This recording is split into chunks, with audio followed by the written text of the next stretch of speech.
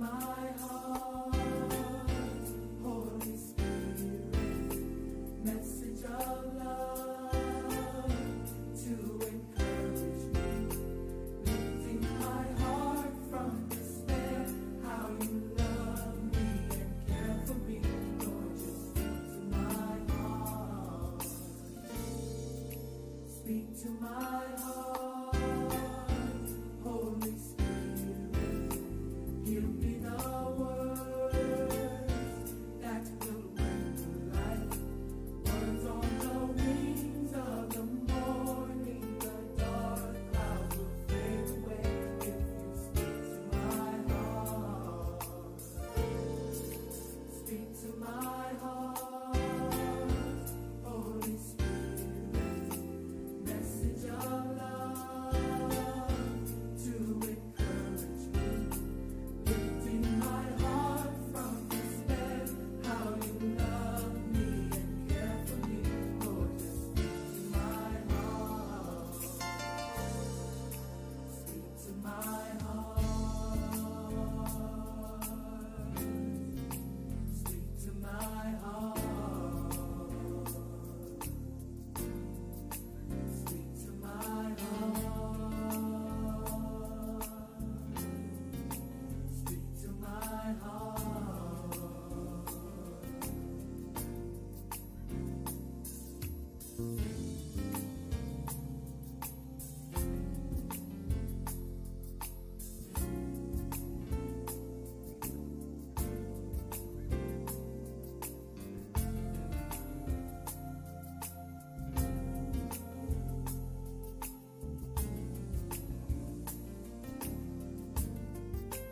Speak to my heart, Lord.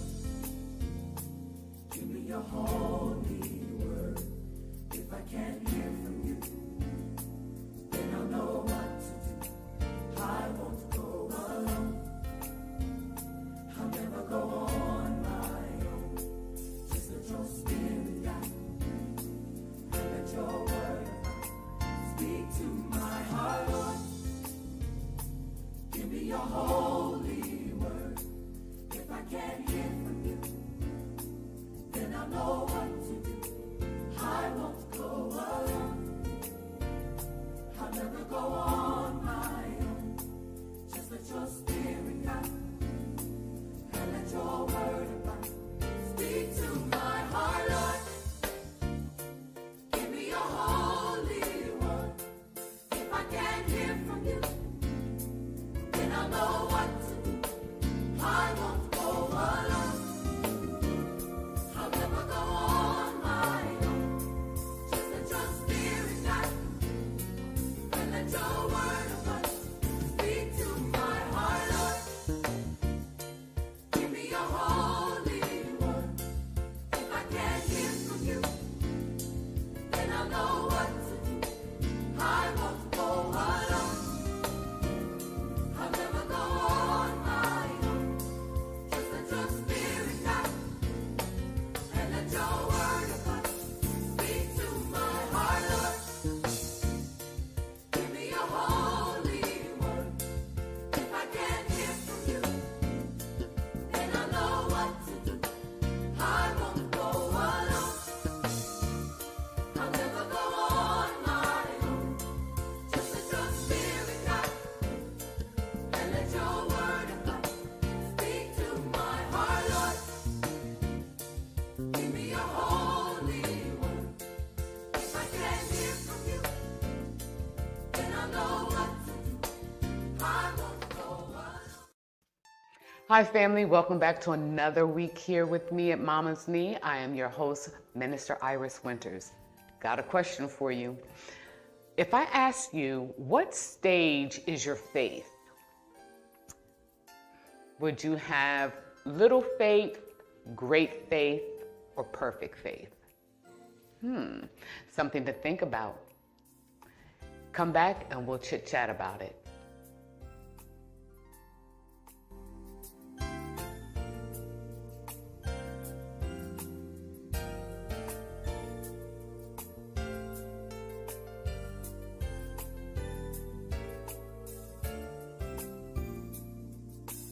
Hi, family. Welcome back. I want to thank you very much for tuning in here with me on Mama's Knee. I appreciate you so much. I love you guys. Don't forget to like, comment, share, and subscribe, and meet us here every Saturday at 4. All right, family, let's get into it. So what level of faith are you at? Some may say it's small, medium faith, or I got great faith. How about little faith, great faith, and perfect faith? See, we like to not use that word perfect unless we're saying like his perfect will, but there are stages of faith.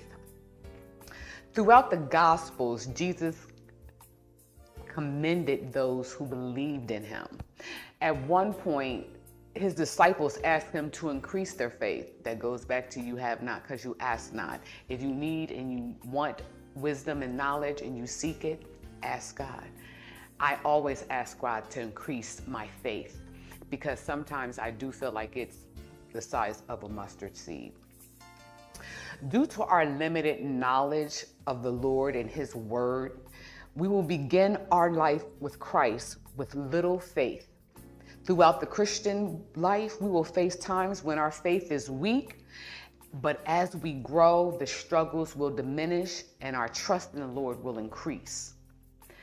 Think of a time where you activated your faith. You knew without a shadow of a doubt that, all right, God's going to pull through. It's going to happen, and it happened. Now, on the other side, think about when you knew you weren't believing, when you were double-minded and you were praying and you were fasting, but you weren't believing. To me, that's like no faith. That's like hope. Hope versus faith, because you hoping things work out. There are 3 stages of faith. Abraham is an example of a man whose faith grew as he walked with God. As we examine his life, we'll see how he moved from one stage of faith to the next over the years. Romans 4:20 summarizes Abraham's experience with respect to the promise of God. He did not waver in unbelief, but grew strong in faith, giving glory all to God. So there's stage 1, and that's that little faith, where I don't even know, it might be like a grain of salt. It may not even be the mustard seed faith. This stage is characterized by restlessness because we're influenced by what is felt, seen, or heard. As a result, we're burdened with doubt. Our faith is so small because the focus is not on the Lord and what he can do, but it's focused on what we're going through at that time. But it also reiterates your lack of understanding of how God and his word works. If we weren't growing in our knowledge of the Lord and not meditating on his word, then we don't understand how he works. We don't understand timing, his timing. We don't understand, we say, my faith is really small, and sometimes your faith is really huge, but if you don't read the word and meditate on it and see where things are going and how people showed great faith and little faith, like when Jesus said to Peter, when he told him to walk on the water, as soon as he took his eyes off of God, he said, oh, ye of little faith. How about when they asked God, why can't we cast out demons? About faith. The illustration of little faith, Matthew 8:23-37. When a violent storm developed and Jesus and his disciples were in the boat, the disciples were afraid and they cried out. Why are you afraid? God said. Jesus said, wouldn't you be afraid? I think that one is hard. But then I'm talking about us in our today flesh. Now, if I'm on the boat with Jesus, I'm gonna be chilling. So you think, but that fear of being, tossed and turned, being capsized, that. So the obstacles to their face were that they saw a fragile storm. And I say fragile because in God's eyes, it was nothing. But to them, it was a big thing. They felt fear, they felt anxiety, and what would happen, and the end result to what would be happening would be death for them. But they failed to focus on Jesus and focus on the storm. Little faith. Matthew 6:25-30, when Jesus addressed a crowd of people who were anxious about the basic needs, he told them God would provide for them and address them with yo thee of little faith. Their faith was small because they were worried about having enough rather than God being enough. That he provides for his children. Little faith. Mark 9:19-24 says, the father of a demon-possessed boy came to Jesus for help, saying, if you can do anything, take pity on us and help. His faith was weak because he said, if you can do anything. But Jesus told him all things are possible for the one who believes. The father immediately cried out, I do believe, I do believe. But our gaze often shifts away from God onto the situation. O ye of little faith. There are certain situations in our lives where we have great faith with certain things and small faith with other things. For me, I have great faith. I'm talking about, it's perfect faith when it comes to my health. I have seen God do miraculous things. I have been healed, set free, and delivered from so many things.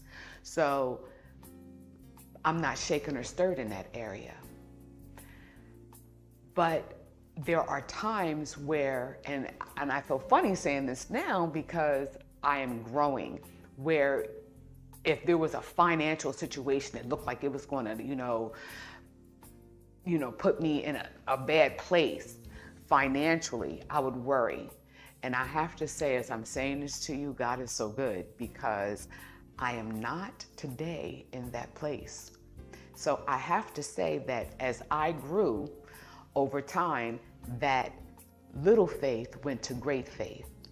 And I am trusting and believing that that great faith will be perfect faith. Here's an illustration of great faith. Matthew 8:5-10. A centurion came to Jesus asking him to heal his paralyzed servant. He said, just say the word and my servant will be healed. And Jesus responded, truly I say to you, I have not found such great faith with anyone in Israel. What made the centurion's faith great was his confidence in the authority of Christ. Wow, that's a powerful statement. I have not found such great faith with anyone in Israel. That's powerful and that's sad. Let God not say that about us. Matthew 9:20-22. On another occasion, a woman suffering from a hemorrhage, we all know this story, believed that she could be healed by just touching the hem of his garment. When she went out she would touch him, he turned around and said, who touched me?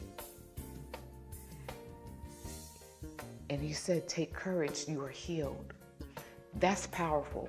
Like if you saw Jesus coming through the crowd, you know how people like to touch people, and you knew if I could just touch his hem of his garment, it don't even gotta be his arm, it just could be his hem. It could look anything. To me, that's almost like perfect faith, but I'm like, wow.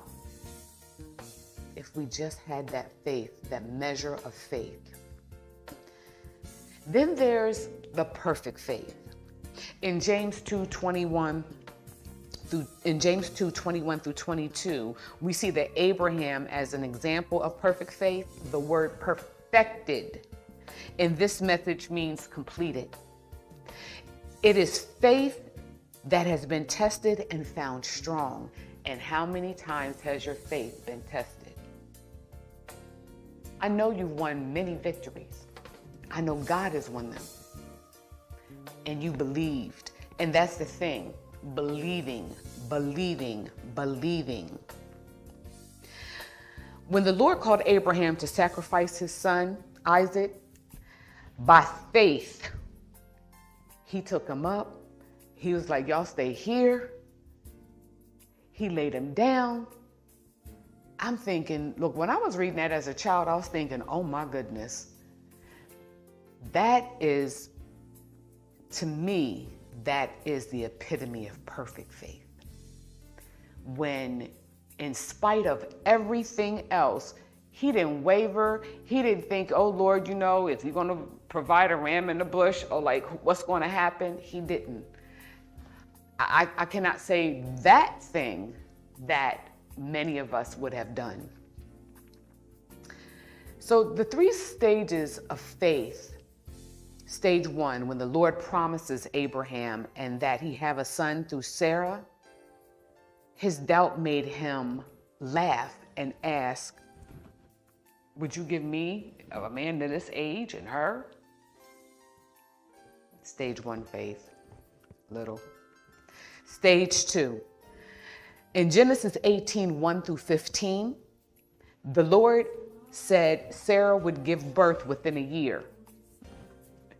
She too laughed and doubted God, but when she conceived, her faith in Abraham soared as they saw the Lord fulfill his promise. And that happens. Let's not say, oh, I got to wait, my faith increases whether he does it or not. No, there's things that God will do for you, and it does. It gives you faith to believe the impossible. It does. Stage 3. By the time God told Abraham to offer Isaac as a sacrifice, his faith had become so strong that he obeyed him immediately, even though the Lord had said that Isaac would be the heir to the promise, to all the promises. Abraham was so confident in God's faithfulness that he believed the Lord with all his heart. Abraham even told his servants that he and Isaac would be back. I like that. That they both would return. But I said that you're going to sacrifice your son, but you believe that. That is perfect faith. What stage of faith are you in? What are you believing God for? What are you asking him for? Believing. What are you waiting for? Because faith is also, part of that is also waiting. Because sometimes we'll think that God's not going to come through because it didn't come through in our timing. What level of faith are you at? And is it different for different situations? Can I tell you, it should be the same all across the board. All across the board, we should have perfect faith. I hope that you will grow to that perfect faith. I think sometimes with certain instances in our lives, it can happen instantaneously. I think sometimes we are the bearer of our faith growing. I don't know. Something to think about and ponder, huh? Yeah. Let me know in the comments. Tell me a time where you exercised great faith, perfect faith, little faith, or no faith, where you just, it's not gonna happen. Wasn't because we put our trust in man and in our own abilities, not by my might, but by his might. I appreciate you, family. Thank you for spending this time here with me on Mama's Knee. Also, please help me thank our sponsors, Kingdom Culture Designs, LLC. For all the content that you see here, they help produce this. So we want to thank them very much. Until next week, I love you. May God bless you. Bye-bye. Speak to my heart, Lord. Give me your holy word. If I can't hear from you, then I'll know what to do. I won't go alone. I'll never go on my own.